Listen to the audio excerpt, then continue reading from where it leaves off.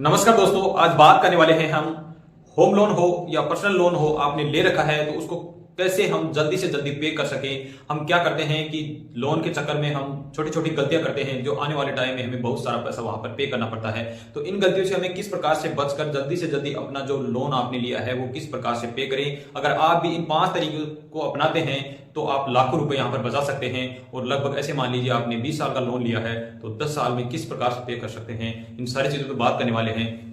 तो लगातार बने रहिए वीडियो में। तो वो क्या चीज है हम भी अपनाकर कैसे कर सकते हैं, हमने लिखा है कि 5 तरीके से अगर आप अपने लोन को पे करते हैं तो आने वाले टाइम में लाखों रुपए आप बचा सकते हैं, चाहे आपने होम लोन ले रखा हो या पर्सनल लोन हो, कुछ भी हो। सबसे पहले बात करते हैं हम कि अगर मान लीजिए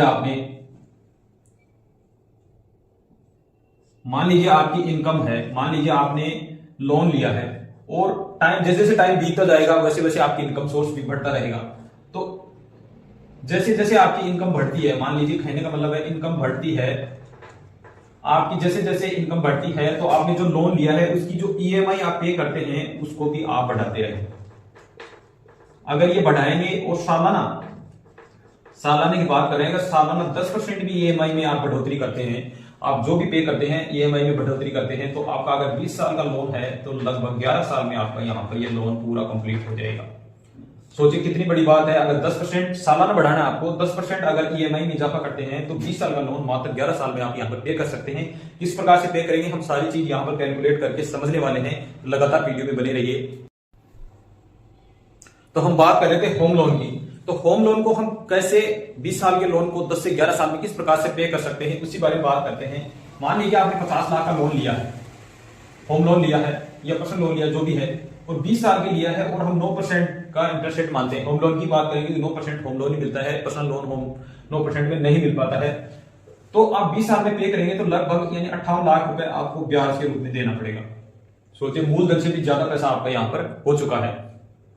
कुल पैसा अगर 50 लाख ये और 58 लाख ये तो 1 करोड़ 8 लाख रुपए हमें टोटल पैसा पे करना होगा इस 20 साल के टाइम पीरियड में। जो 50 लाख का लोन लिया था उसका 1 करोड़ 8 लाख रुपए होता है। और ईएमआई की बात करते हैं तो लगभग 45,000 रुपए की हमारी ईएमआई बनती है पर मंथ की। तो इसको 10 या 11 साल में किस प्रकार से पे कर सकते हैं। जो ईएमआई थी हमारी और जैसे जैसे समय बीतता जाता है तो हमारी जो आय का सोर्स है वो भी बढ़ता है। तो आय के सोर्स के आधार पर हम 10% ईएमआई में एक्स्ट्रा और पैसा ऐड करेंगे हर सालाना। 10% करेंगे इसका, तो सालाना करेंगे तो ये पैसा 11 साल में आपका टोटल पैसा 1 करोड़ रुपए जमा हो जाता है। यानी टोटल आपने 20 साल में 1 करोड़ 8 लाख रुपए दिया था और 10% ईएमआई में 10% अगर आप एक्स्ट्रा ऐड करते हैं, 10% एक्स्ट्रा ऐड करते हैं तो 11 साल में ये पैसा आप कैलकुलेट करके देख लेना, यानी 1 करोड़ रुपए आपका जमा हो जाता है। मात्र 8 लाख रुपए आपके यहाँ पर बचते हैं यानी 11 साल में। और ये 8 लाख रुपए आप बहुत ही जल्दी, अगर 1 करोड़ रुपए पे हो गया तो 8 लाख रुपए भी आप जल्दी ही पे कर दोगे। तो ऐसे मान लीजिए 10 से 11 साल में आप यहाँ पर लगभग ये पैसा आप पूरा दे सकते हैं आने वाले टाइम में। इस तरीके से अगर आप अपना लोन पे करेंगे तो पर्सनल लोन के लिए भी ये सिस्टम है। आप भी एक्स्ट्रा 10% अपनी ईएमआई में जोड़ते रहिए और जल्दी ही अपना जो लोन है, आपने पर्सनल लोन ले रखा है, वो पे कर सकते हैं। और आगे बात करते हैं इसके साथ साथ और हमें क्या क्या सावधानी रखनी चाहिए लोन लेने के लिए, वो भी बात करने वाले हैं।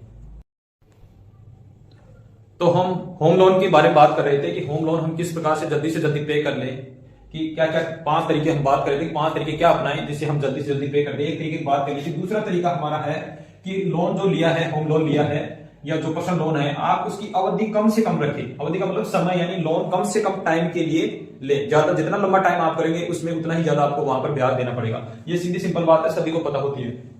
तीसरी बात की बात करते हैं कि टर्म इंश्योरेंस जरूर ले।